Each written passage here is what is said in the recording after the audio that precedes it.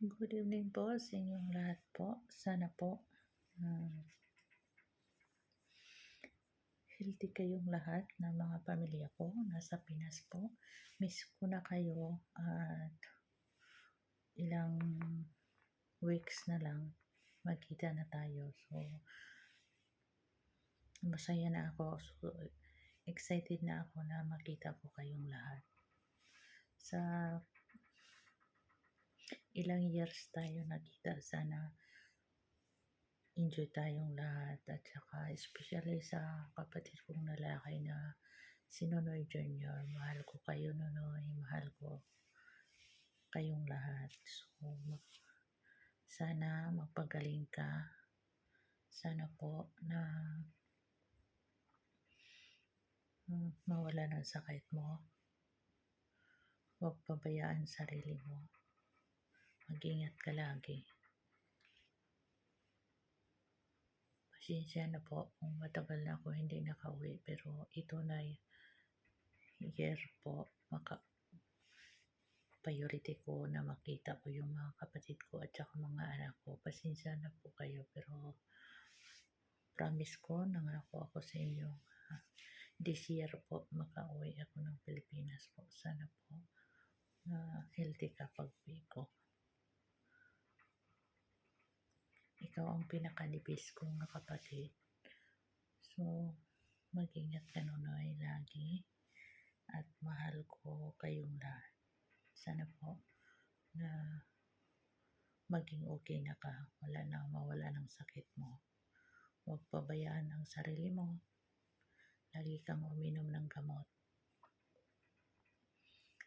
Magdasal ka lagi kay God na mawalang sakit mo. Katulad ko na lagi lang ako nagdasal, tiwala kay God na para maging okay ang lahat. Pasensya na po kayo na sa sobrang tagal tayo na hindi nakita. So, sana po huwag ka nang kumakain na dagdag pa sa sakit mo. So, kumain ka na ng tama na hindi na bawal sa sakit. Yung bawal sa sakit mo, huwag ka nang kumakain.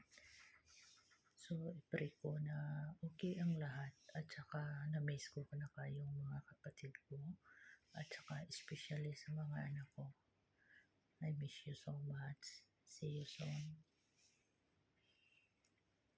Sana po na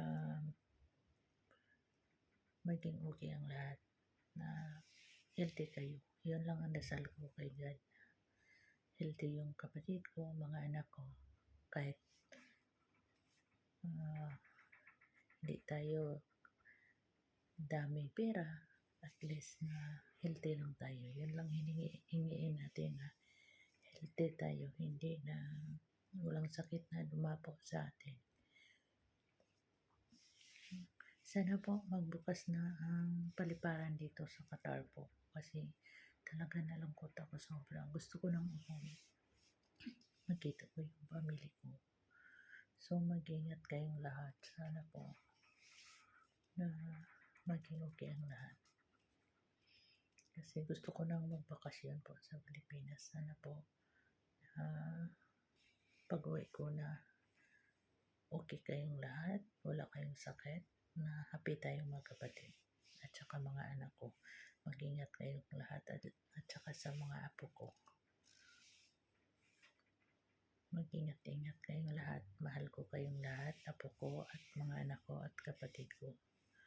See you, mga kapatid ko, at saka yung husband ko na si Marwin Rodrigo. Sana po na wala nang hindi magkasakit. Wish ko sa iyo lang na hindi ka magkasakit. Okay ang lahat sa iyo. Sana po. God bless po. Good night sa inyong lahat. At see you tomorrow. Kasi dito, alas 12 na ng gabi. Salamat po sa inyong lahat po. Good night. Sweet dreams. Love you all.